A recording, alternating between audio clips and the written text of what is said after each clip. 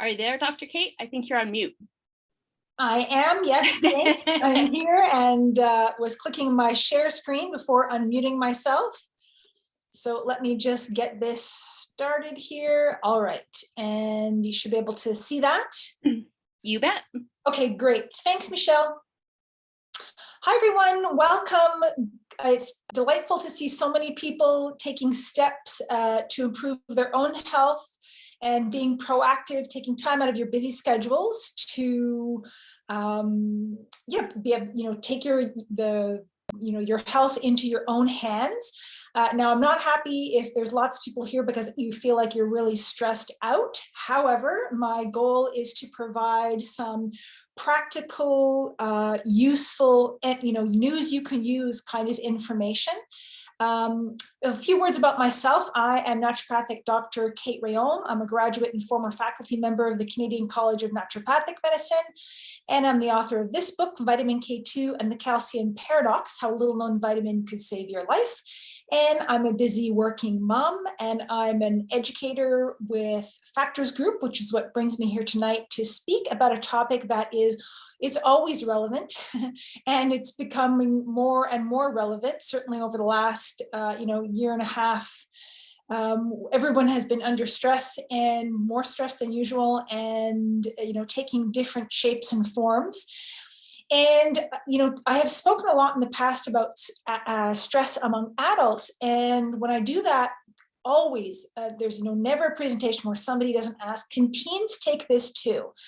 And I have a 16-year-old son. One of my older son is 16, and there's been a lot of awareness around mental health in the high schools. And so I thought, this would be a perfect opportunity to incorporate that information. So we're going to be talking about stress management for adults and teens.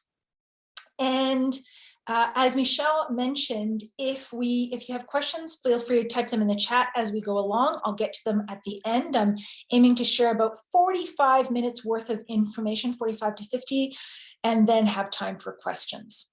So let's make sure we're all on the same page. We all use the term stress frequently, but what does this exactly mean? Well, it's our body's way of responding to any kind of demand. And those demands can be, we tend to think of stress, of course, as negative things like traumatic experiences or continuing pressures that seem uncontrollable. We've all had experience with that over the last year and a half. But small irritations that wear us down, but even positive events can cause stress. Big changes, weddings, or even getting a promotion or having a new baby, of course. And the body responds the same, in fact, to positive and negative stressors. This is all an attempt to essentially maintain or achieve homeostasis or regain our balance. And our stress response is highly individual. It really varies, from one person. The feelings of stress can take the form of feeling anxious. For other people, it's digestive problems. For other people, it's headaches or trouble sleeping. And our stress reactions are influenced by, the level of stress, obviously, how frequently they're happening, whether it's occasionally or daily, and very importantly, our perception of the stressor. And I'm going to talk a little bit more about that later, but how we think about our stress, makes a difference in how it impacts us. So lots of headlines. I don't think I really even need to go over these that, over the last year and a half, the stress situation has just gotten more serious. Canadians rank in top 3 of the world's most stressed, anxious, and sad people, unfortunately, according to some reports. And Canadians, like everyone and people the world over, are reporting more anxiety and depression than previously. And this has also affected teens and youth. Depression and anxiety symptoms have doubled in youth, according to University of Calgary clinical psychologists. And we know that the pandemic has really affected youth in terms of mental health. Okay, so let us all get on the same page as well in terms of what happens when we're under stress, just from a very simple physiological standpoint. Our brain perceives a stress and, we get that bad news, or, something happens, we got to hit the brakes when we're in traffic suddenly or multiple times, and our brain sends a message to our adrenal glands. These are sometimes called the stress glands. They are little hat-shaped glands that sit on top of the kidneys. And there's this feedback loop that happens with these glands. When the adrenal glands are called upon to deal with stress frequently and often, and we don't have time to rest in between, then they can start to function suboptimally. They stop, or they're not producing the right amounts of hormones at the right times of the day, and that can lead to symptoms that we can notice and feel. And so there are different stages of the stress response, and we can look at where those are and what those mean. Let me just see here so you can think of breaking the stress response into 3 phases. There's first of all something called the alarm phase. That's the initial fight or flight reaction, where there is absolutely high adrenaline, because that's an important fight or flight hormone, and there may be extra cortisol. This, think about, perfect example is, think about in the early stages of the pandemic. Everybody's mobilized, right? People are making plans and buying toilet paper and stocking up, and there's almost a bit of a rush that goes along with that very initial stress. But the stress hormones that are responsible for this alarm phase will fuel the desire for fatty foods and carbohydrates. They can deplete serotonin, increase cravings and anxiety. It can increase blood sugar and insulin levels. It can lower testosterone, even causing muscle loss and impacting our health in a number of ways, inhibiting melatonin production, which impacts sleep. It can decrease progesterone, which can impact fertility and cycles, menstrual cycles, and interfere with thyroid function, and even increase belly fat. Cortisol will absolutely do that. And then there's a resistance stage. So the stress continues, and we have to continue or adapt to it. So there's a stage of coping and adaptation. This is generally characterized by high cortisol levels, but with some dips. And this can follow along depending on how long the stress is happening, or how many stressful events have happened one after the other. And there are peaks and valleys when it comes to cortisol, but ultimately this can start to drain us, dealing with stress over a prolonged period of time. This is an ideal time to take action, although, for some of us, we may not be aware of that at the time. And then finally, I think many of us are familiar with this, the exhaustion phase or stage, sometimes also called burnout. And if stress is left untreated, and we have to deal with it for too long, then our cortisol levels can start to flatline. So normally cortisol, we talk about being high or low, or high cortisol is a bad thing, but in fact, there should be a normal daily rhythm of cortisol, which actually spikes in the morning. If you look at the green area on the graph, your cortisol should normally and naturally spike in the morning, go up so we can get up and go. That actually makes our blood sugar rise, so we can rise and shine. And then the cortisol should gradually decrease as the day goes on. And by the evening, there should be very little of it in our system, so we can unwind and get to sleep, because high cortisol level at the end of the night, for example, can interfere with melatonin. But for some people who are really burnt out, you miss that cortisol spike in the morning. Your get up and go has gotten up and left, and you never get that boost or that oomph. It can take you several cups of coffee to start your day, or you don't feel like you're really waking up until mid-morning. And the whole rhythm of your natural or normal cortisol secretion can be put off. And again, this is because the adrenal glands are out of whack. They are tired and they're not working as hard as they should. So there's all kinds of issues and problems that can come along with this. chronic fatigue, fibromyalgia. With cortisol is really low, it's a natural pain suppressant. So, and it helps in the right amounts at the right times to keep us calm. But if that's missing, we can have anxiety attacks, insomnia, blood pressure problems, diabetes, all kinds of issues. So there is a condition you have probably heard of called adrenal fatigue. And this is this situation in which the adrenal glands have been called upon to work very hard for a very long time, and they get kind of tired. And as I mentioned, what this means is that they're not producing the right amounts of hormones at the right times of the day. And so this can lead to all kinds of symptoms. Obviously, feeling tired is one of them, burnt out, a feeling of just kind of having a flat mood or short fuse. These are common symptoms. So anxiety, irritability, depression, sleep disturbances, and or fatigue, waking up really, feeling unrefreshed from your sleep, cold hands and or feet, frequent dizziness or lightheadedness on standing. It happens to all of us once in a while, but if it happens frequently, that can be due to adrenal gland function.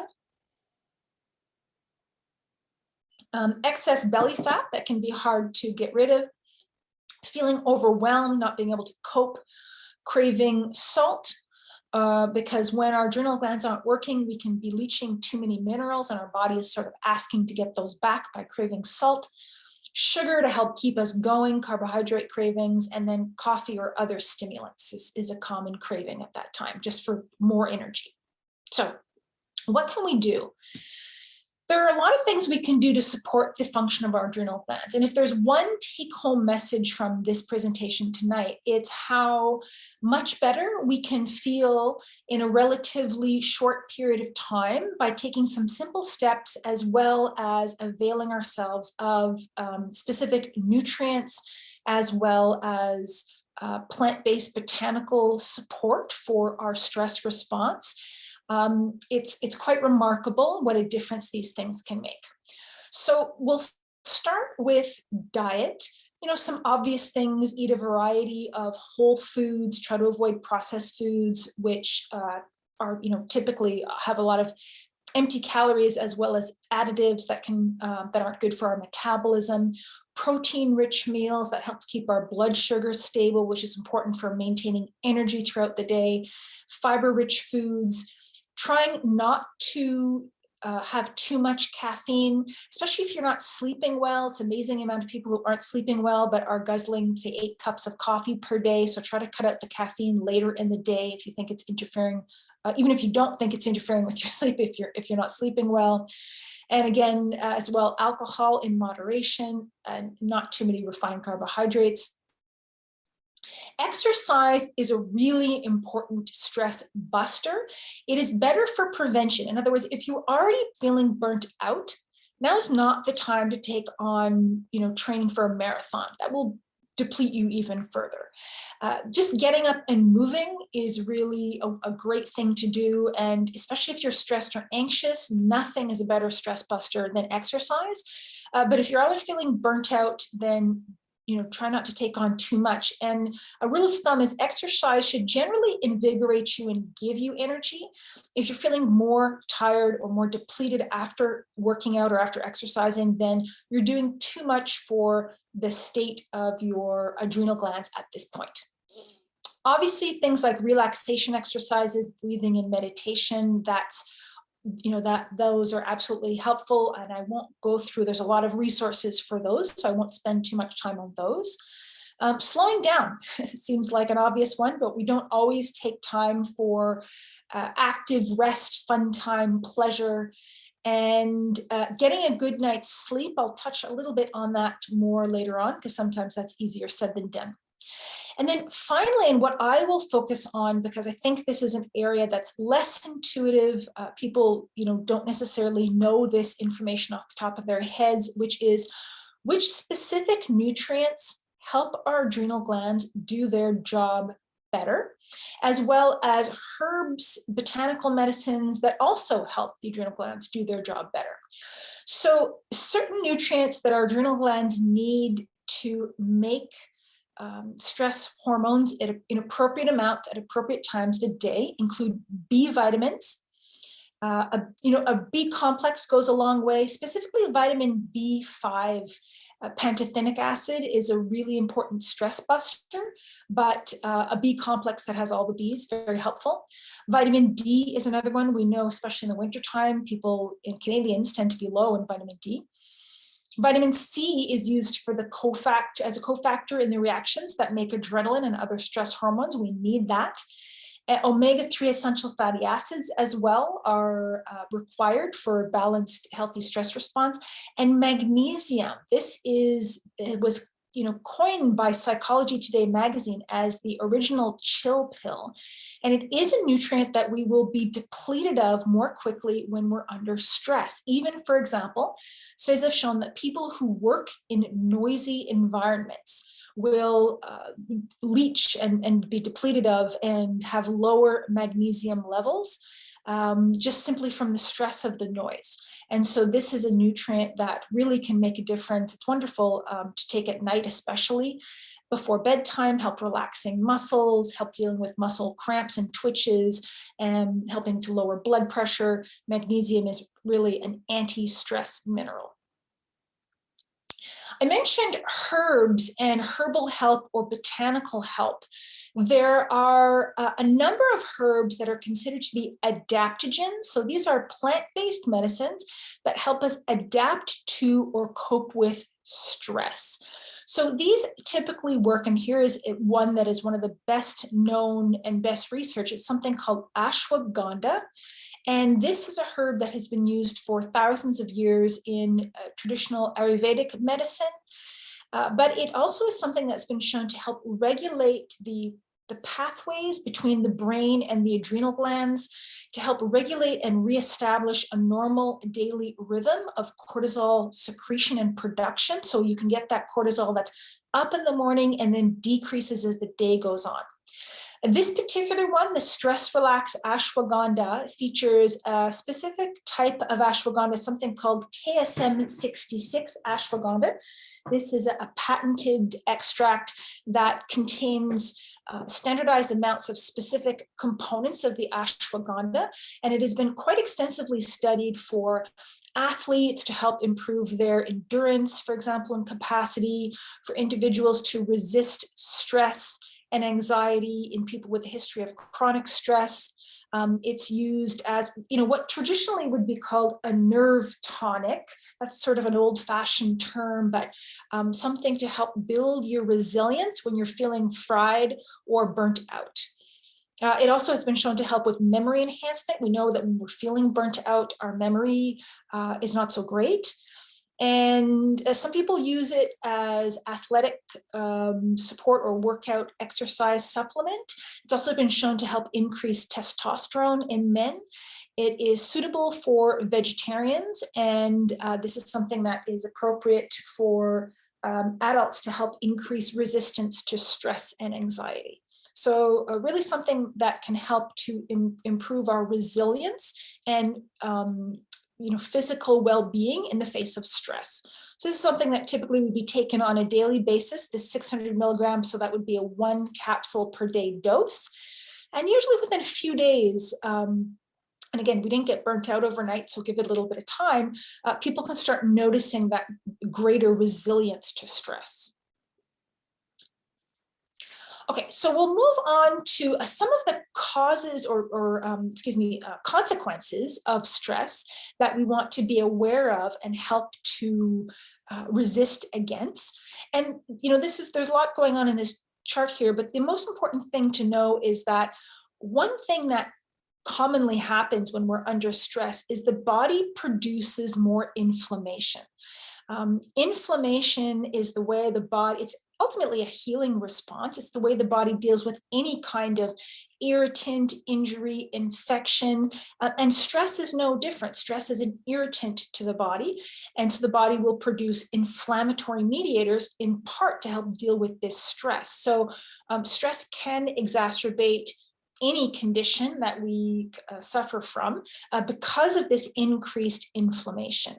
And this then, there can be a feedback loop that with this issue. But the point to know is that stress causes inflammation. So what can we do to help mediate the inflammation that is caused by stress? Well, healthy fats are really important in terms of maintaining a healthy inflammatory response. These can play a role in modulating inflammation and supporting brain, very important. We really are what we eat, or the brain is what we eat when it comes to fat. Our brain is 60% fat by weight, dry weight, when you take out the water. And so you want to make sure that you're feeding your brain as well as helping to fight unnecessary inflammation by having healthy fats in the diet. So things like avocados, nuts, seeds, coconut oil, EVOO is extra virgin olive oil, as well as healthy old-fashioned animal fats, absolutely nothing to be afraid of or to avoid, things like eggs, butter, meat, ideally, from grass-fed animals if you can find it, as well as omega-3 rich fish. What we want to avoid are the pro-inflammatory fats, which are the so-called vegetable oils, refined seed oils like sunflower, or what we call, vegetable oil, those kind of cooking oils, canola oil. They tend to be high in omega-6 fatty acids that are inflammatory. And of course, things like trans fats, hydrogenated fats, margarine, we want to avoid those. Omega-3s in particular are really important for balancing inflammation, but helping to improve mood. And mood can easily go off when we've been under a lot of stress. So trying to incorporate omega-3s, more omega-3s into the diet to help as anti-inflammatories, help improve mood at any stage of life, particularly around menopause, for example, as well as after pregnancy. And so deep cold water fish is a great source of this. A high quality omega-3 fish oil supplement really goes a long way. I have that every day myself. As well as, again, grass-fed animal food. You can get some omega-3s from nuts and seeds. Those are a small chain form that the body needs to convert into a longer chain, but it is possible to get some from a plant-based diet. There's a lot of information on these slides here, but it's just to show that there has been research done specifically in teens. And so, these healthy fats are important at all stages in life, but omega-3 essential fatty acids in teens with ADHD has been shown to be beneficial, as well as teens without ADHD, but just throughout adolescence as well as adulthood, helps to regulate behavior.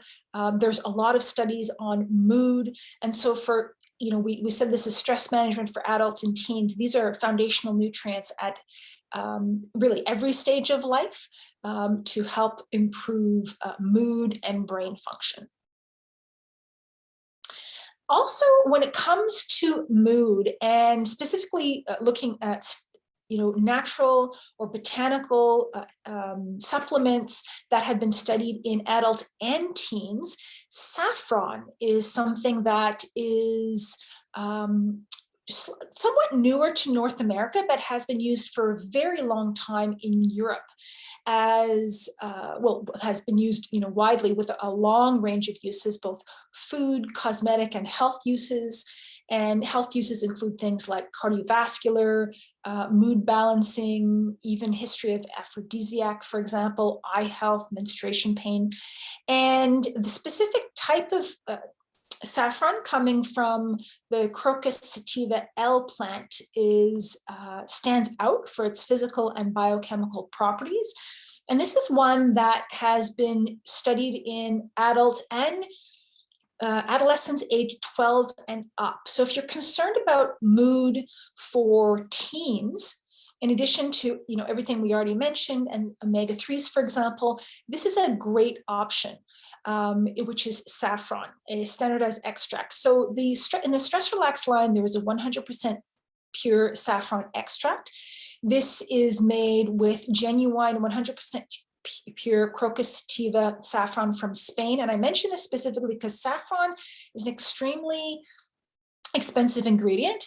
It is made from the stamens of the crocus plant, which is why when you buy it in small amounts for cooking, for example, it can be quite pricey. And I mention this, not that this particular supplement costs a lot of money, but it's often something that's highly adulterated. In other words, there's counterfeit and fake saffron on the market.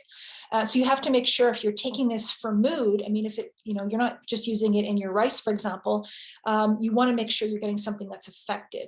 And so the Stress Relax Saffron is authenticated, pure, genuine saffron.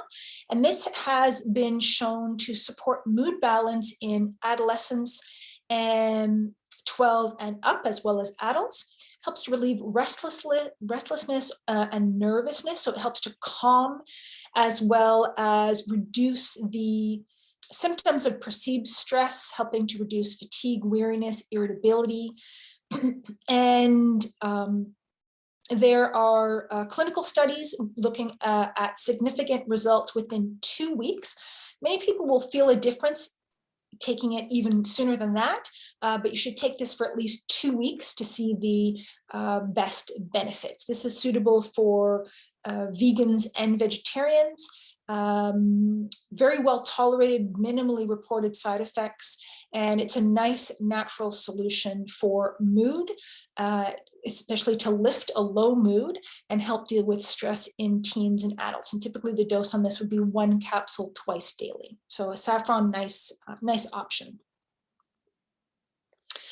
This particular type of saffron that's in a Stress Relax for people who like to know the details of how these work, the saffron as it's called, this patented saffron extract, it helps to balance neurotransmitters by keeping them in the system longer. This helps to facilitate connections between brain cells, which is important, helps to support a healthy inflammatory response. And it helps to sort of buffer the signals that we have to occasional stress, so we're not overreacting and feeling extremely anxious when the littlest thing happens, for example. And it also has a strong antioxidant effect, which is important because we know when we're dealing with stress, we're always dealing with free radicals, and so that's significant. Okay, so I'm going to talk a little bit about brain waves, and specifically what happens in our brain when we are either stressed or relaxed. And here is a graph that shows brain waves. So, somebody whose brain that is connected up to an EEG, electroencephalograph, and it shows the characteristic electrical activity. So the brain wave patterns on the top line is when we're in deep sleep. The next line down, the theta waves, is when we're in light sleep. The very bottom line, the beta waves, is when we're stressed. When we're awake and excited, there's actually surprisingly less brain activity going on, those tiny little squiggles. Compared to the third line, that's the sweet spot, when the alpha waves, when we're awake and relaxed. You see that there's actually more brain activity going on when we're relaxed. Those frequent waves that are fairly regular and moderately deep in their amplitude. And this is a characteristic of the brain when we are, well, you've probably heard it, the alpha state. This is when the brain is relaxed and focused. So you're in the zone, you're in flow, you're in the moment, you're not stressing. You are relaxed, not sleepy, you are focused and concentrated. And this, of course, can be brought on by relaxation and meditation once you get good at it. That alpha state is the meditative brain state. But there are certain nutrients that can help us achieve this state. There's one specifically called L-theanine.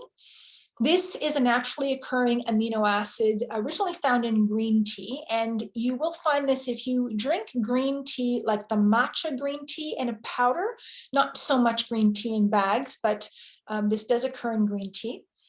And the reason why this, like matcha tea, if you've ever tried it, you feel, gives you a boost from the caffeine in the tea, but it also makes you feel quite relaxed. Now, L-theanine itself has no caffeine in it. You can extract the L-theanine and have it separate, so there's no caffeine.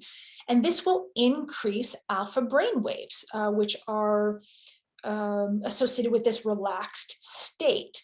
So this helps induce relaxation and mental clarity without causing drowsiness.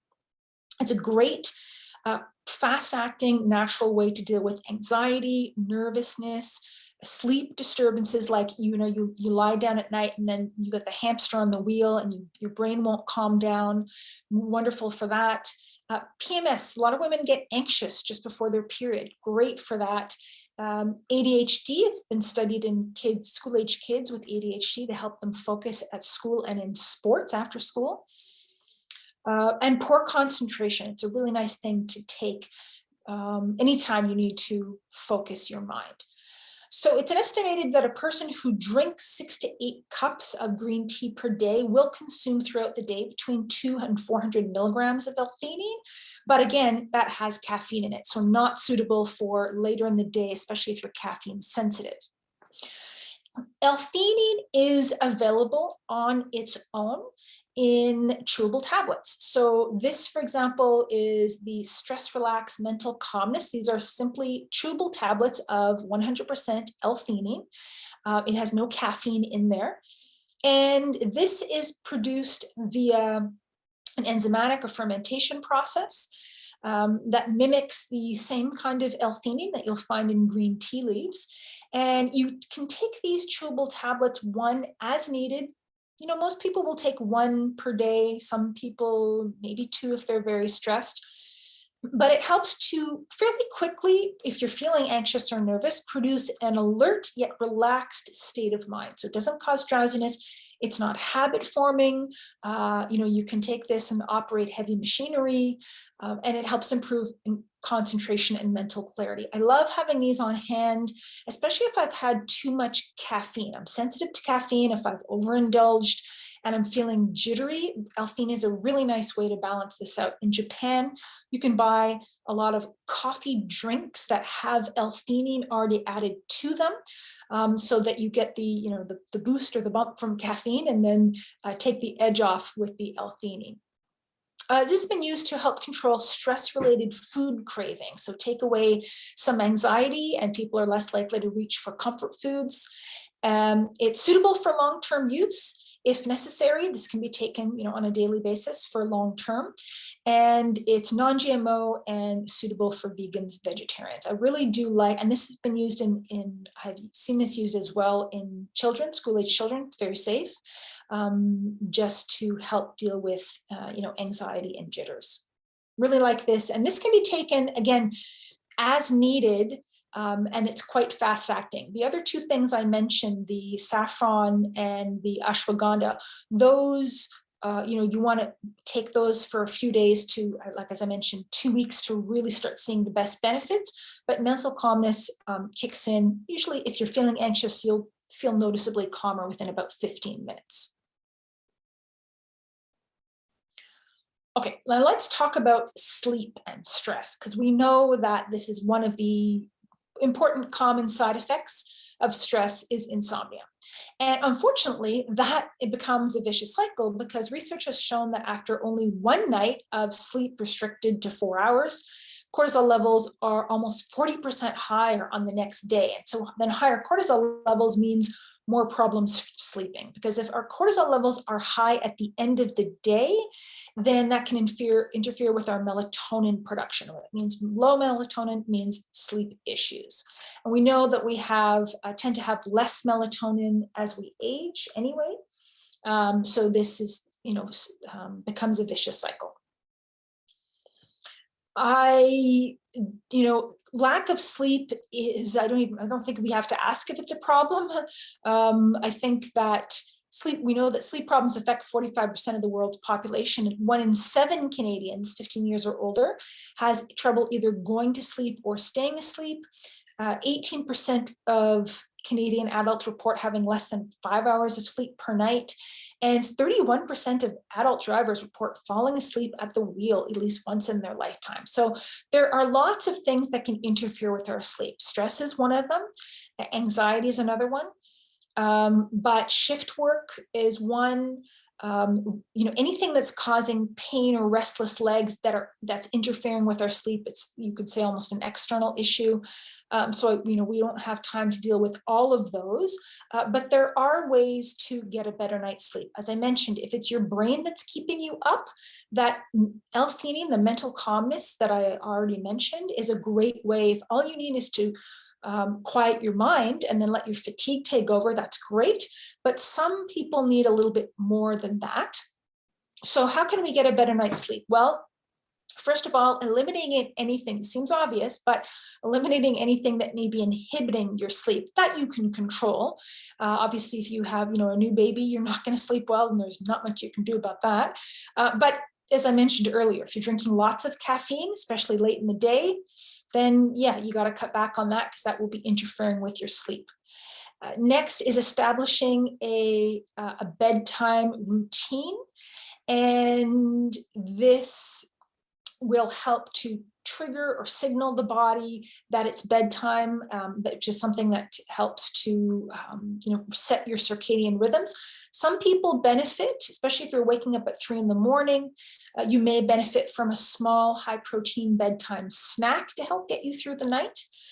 And then finally, creating a relaxed sleep environment, which means make sure that you're sleeping in a dark room. That'll help with melatonin production. And on the flip side, when you wake up in the morning, make sure you put the lights on as soon as possible right away to help signal to your body that it's daytime. Even if the sun's not up outside, you can make it light inside the house. And that helps with circadian rhythms. And as well, sleeping in a cool room is important. A cool body temperature helps us sleep, as we know so well in the summertime.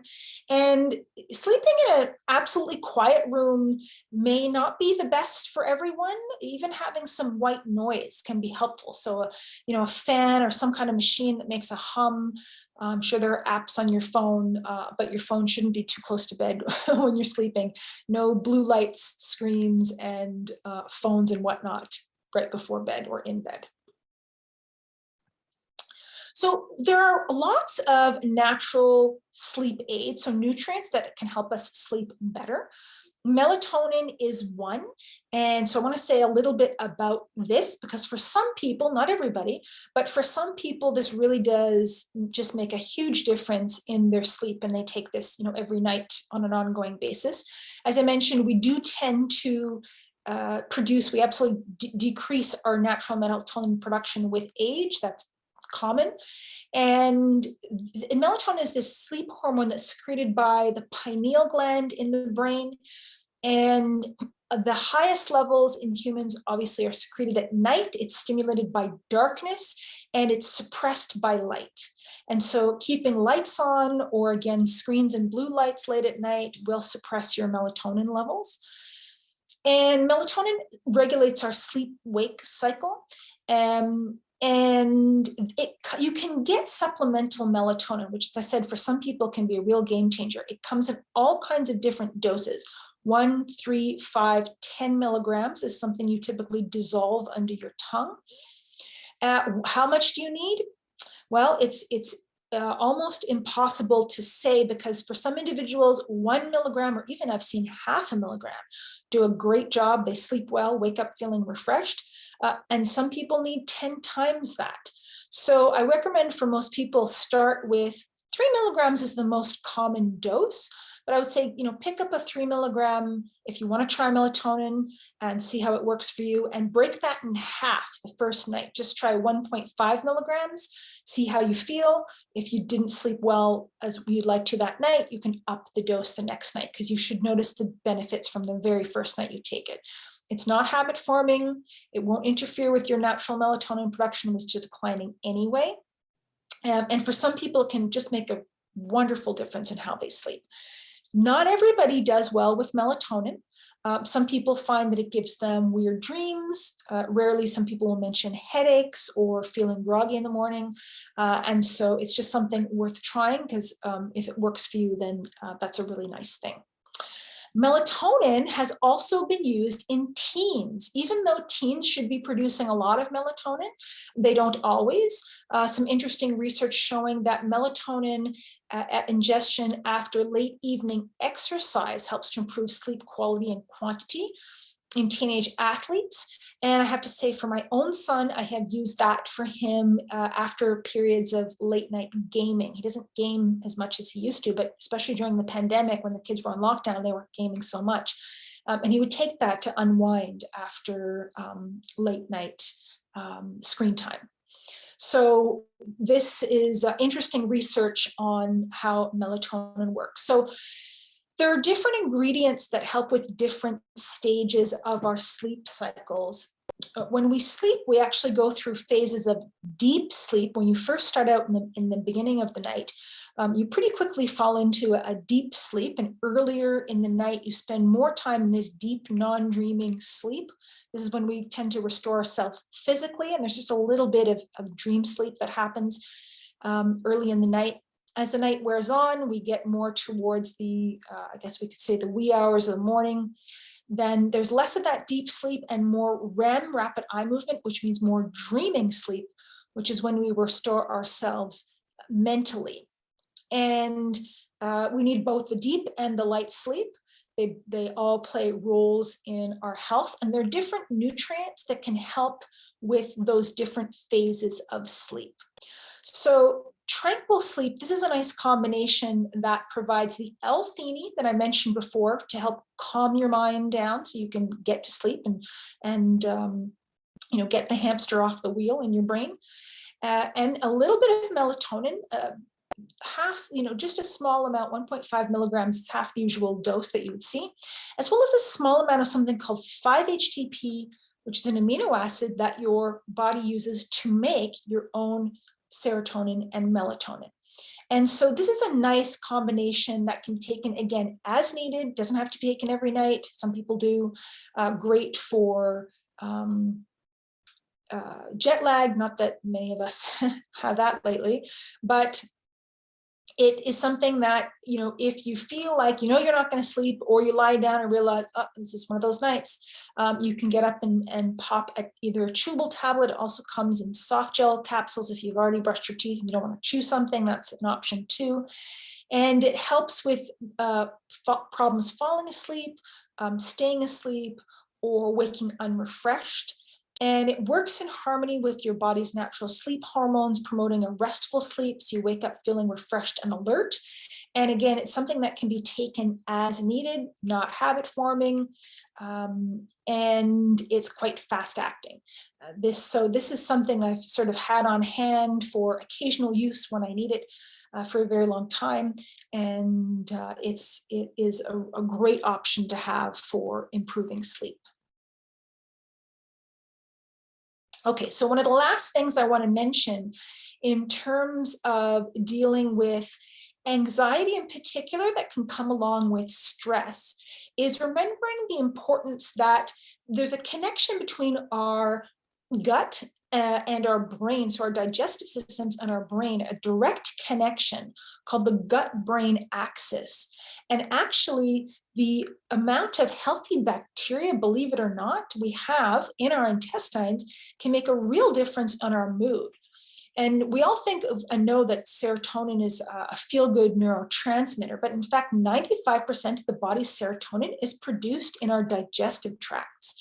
And that ultimately has an effect on how we think and feel. And interestingly, there are specific species of beneficial bacteria, probiotic bacteria, that have been shown to exert profound anti-anxiety effects by regulating that hypothalamus pituitary adrenal axis that I talked about earlier, but through the intestines, incredibly.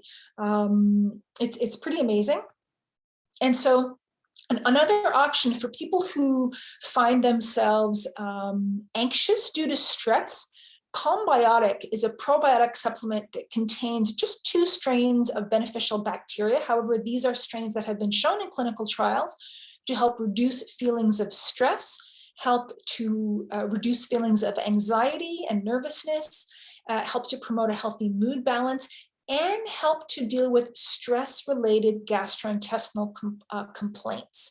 So some people, when they're under stress, they don't digest well, a lot of stomach aches, indigestion, for example, just stress-related, and Calmbiotic can help with that. So this is kind of a neat option, also one that can be used in children, very safe, and it has a sort of a calming effect throughout the day. To the best of our understanding, we think that these beneficial bacteria specifically are producing calming neurotransmitters, things like GABA, for example, in the gastrointestinal tract. It's kind of neat. And this would be typically 1 capsule per day with your breakfast. Okay, so there's a summary here. We talked about, what would be our level 1 support to deal with stress management? Well, eating to defeat stress, diet, absolutely, protein with each meal, fiber, fruits, veggies, whole grains, and healthy fats, really important.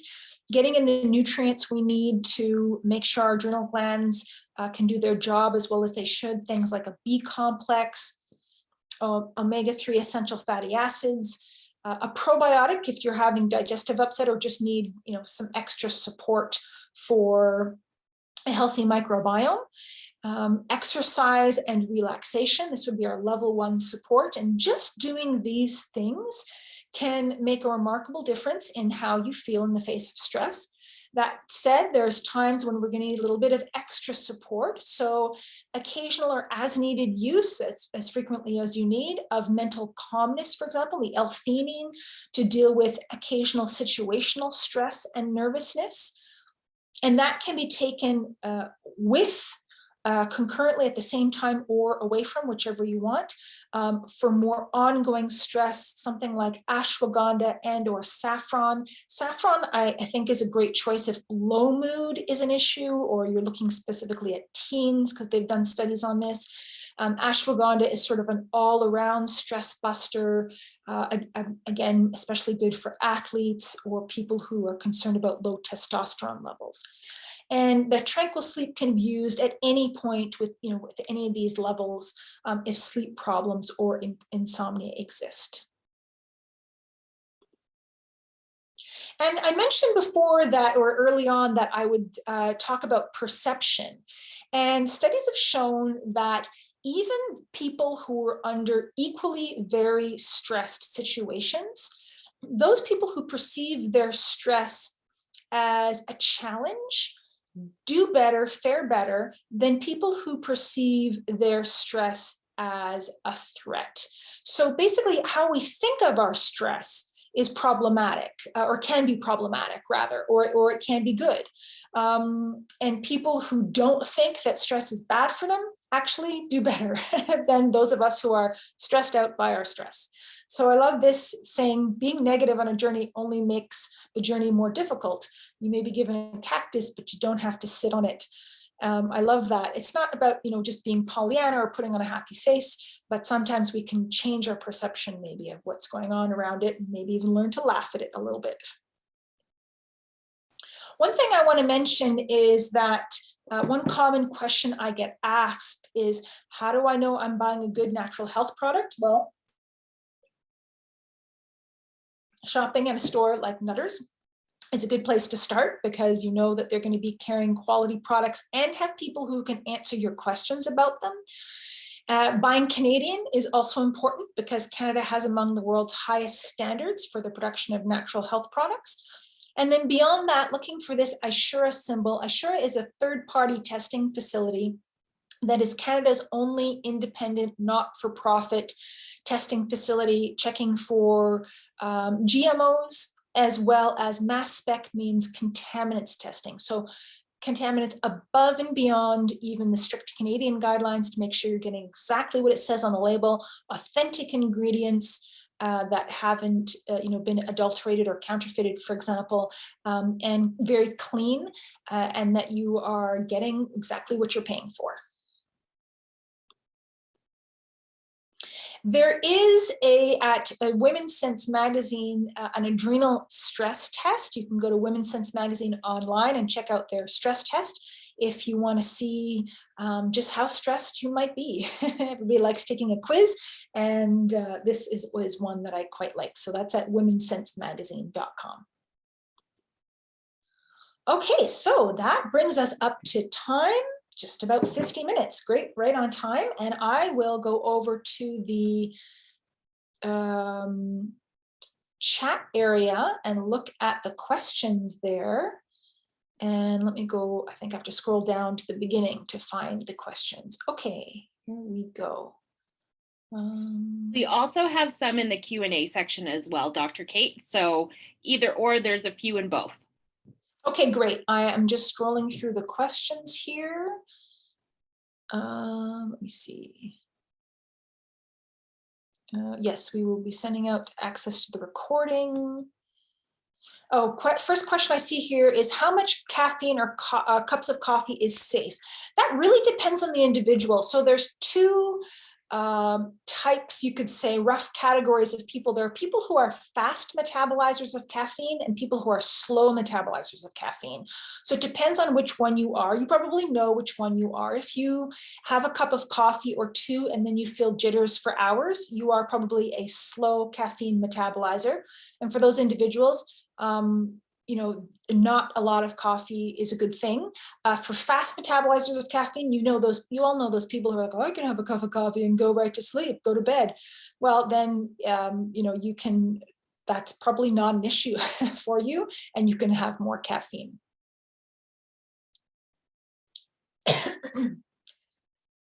Is cooking with saffron good enough? Sorry, I'm getting a dry throat here now, and I gotta mute and. Cooking with saffron will not give you the mood benefits because the saffron has to be quite concentrated. Question, are ashwagand and saffron both safe for long-term use? Yes. Can melatonin interact with birth control? You know, nobody has ever asked me that, and I can't answer because I don't know for sure. I have never seen that as a caution on a melatonin label, but I'm going to have to look that up. I've never seen or heard that anywhere, and both of those things are quite widely used. I'm guessing the answer is no, but I'm actually going to have to look that up, and then we can get back to you on that. Can I take melatonin? Can I alternate taking melatonin and valerian root for sleeping? Yes, absolutely. My partner tried melatonin sleep, but he said he noticed his heart rate increased. Yes, like I said, not everybody responds. I haven't heard that before, but you know, some people, they don't love melatonin, or they, you know, it gives them a headache. So if you feel like you didn't react well, or somebody didn't react well, then don't take it. Any thoughts as to sorting out restless legs? I currently take 200 milligrams of magnesium at 8 p.m. So magnesium at bedtime is one of the first things to consider for restless legs. But restless legs can be a lot of different things.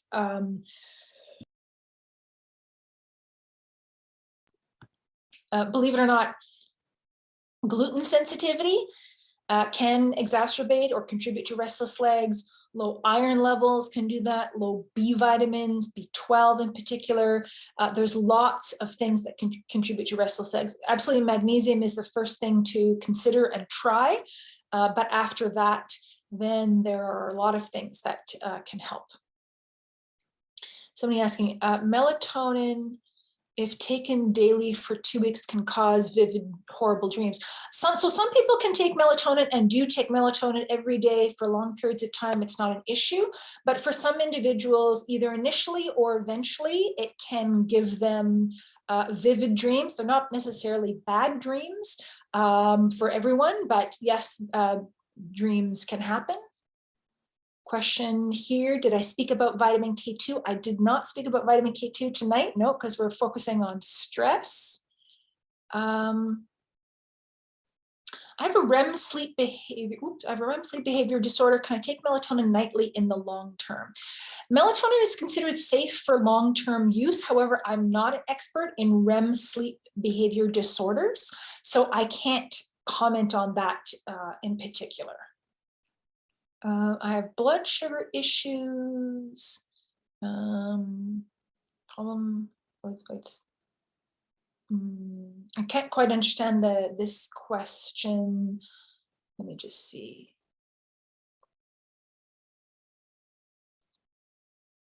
It says there's a warning on the bottle to stop taking after 2 weeks, but I'm not sure what that is referring to. So just be aware, there's a newer warning coming up on natural health products that is causing a lot of concern for individuals. That is based on, for example, let's say, off the top of my head, the studies done on Calmbiotic were done for, say, 30 days. Then the label for the product will say, consult a healthcare practitioner for use after 30 days.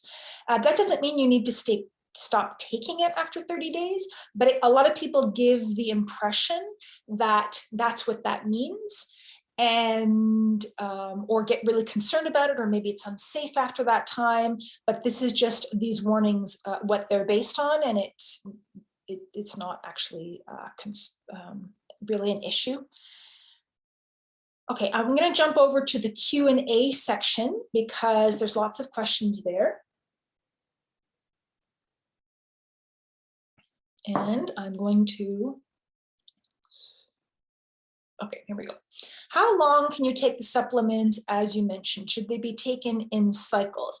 Anything that I mentioned can be taken as needed. I find many people often do take things naturally in cycles. In other words, let's say with the tranquil sleep, sometimes there's phases where you're under more stress, you're not sleeping as well, and so you're taking that on a nightly basis, and then other times you are sleeping better and you don't. As I mentioned, we're making less melatonin over time, so that may be something that some people will take on an ongoing basis, but you don't need to track cycling per se on and off for individual ingredients. When it comes to saffron and ashwagandha, these are things people will take when they're feeling stressed, and eventually after some period of time they'll feel better and think, oh, I feel so great, I don't need to take this anymore, and go off, and that's fine. And then eventually they may start feeling stressed and think, why did I stop taking that? And then go back on. So those cycles may happen naturally. You don't need to be concerned about managing that. Let me just see here. Based on the supplement options presented, you would take one or the other or both at once. I'm thinking that this is about the ashwagandha and saffron. And I tend to, because I like to experiment, or see rather what is affecting me, I tend to take one thing at a time. And so for overall stress support, probably ashwagandha is a first choice. And then for people with low mood, I would say saffron is a good first choice, because that's good for lifting mood. Question here, lactobacillus and bifidobacterium are in yogurt. Would eating yogurt do? Unfortunately, yogurt doesn't contain the specific types of probiotics. The two that I mentioned in the Calmbiotic have specifically been shown to alleviate anxiety, and you won't find those in yogurt. What about stress caused by PTSD? Great question. Now, PTSD has some of its own elements to it. However, the stress response, things we mentioned to help calm and overactive stress response will still be helpful. Is it true that melatonin should be taken for 2 weeks and then a break? No, I mean, plenty of people I know have taken it or do take it on an ongoing basis. One of the most common questions I get asked is melatonin is, won't it interfere with your natural melatonin production? But which is probably not great anyway, and no, it won't do that. If a person has adrenal gland issues, and I've tried different things for this, but I have GERD, so most things I cannot take. What else can I do? That's sort of an individual question. As an aside, I find that GERD, gastroesophageal reflux disease, is really exacerbated by eating gluten and wheat, and that's a giving that up is something that can deal with that. Question, what is restless legs? Oh, if you don't know what restless legs, so this restless legs, it's a condition that can be very bothersome. People will go to lie down and sleep at night, and then their legs start to feel like they need to move them. They can't be still. It's a horrible feeling. You want to get up and run around or move or twitch or there's no peace. There's no rest because your legs are truly restless. And again, there's magnesium can help with that, but lots of other factors involved. How can I get my cortisol levels tested? Great question. So I would see a naturopathic doctor for that, because the best way to get your cortisol levels checked is not just once, but 4 times in a single day.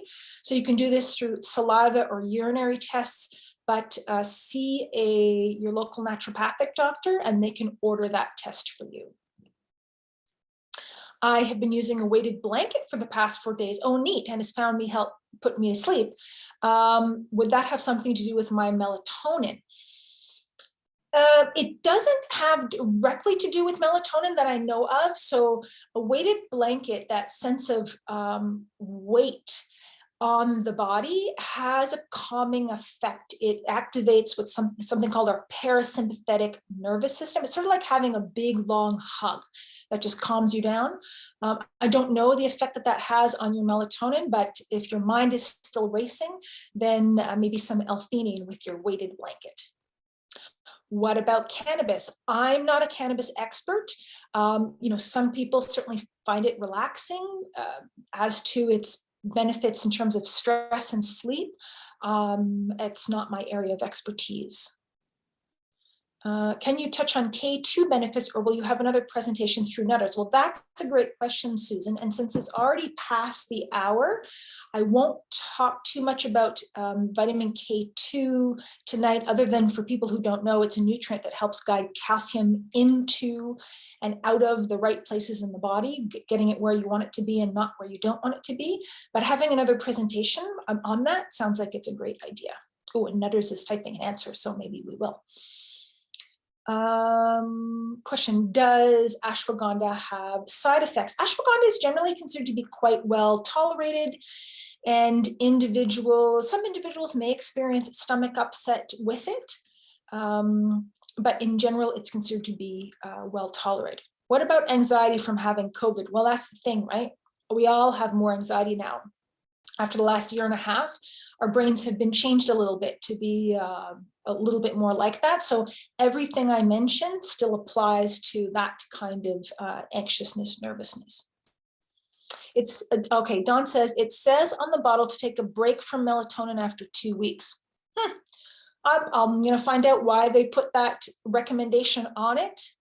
I wasn't aware that that's definitely a new one for me. Hormone replacement due to lack of hormones. Can I take melatonin? Yeah, there's nothing that I mentioned melatonin or any other supplements that interferes with hormone replacement. So that brings us up to just past our time. So I'm going to thank everyone for your attention and your keen questions. Really appreciate that. And I don't know if Michelle has anything to say before we wrap up. Just a huge thank you to you, Dr. Kate, and the Natural Factors team for this fantastic presentation, and to everyone that joined us tonight, and wonderful questions, lots of interaction. If you do have questions, feel free to pop into your Nutters store, speak to the vitamins manager or any one of our associates, and they would absolutely be happy to answer any one of your questions. So thank you, everybody, for a wonderful webinar, and check your email shortly. Well, maybe not shortly, maybe in about an hour or so, and you should see the recording there. That's it for us. Thanks everybody for joining us. Good night.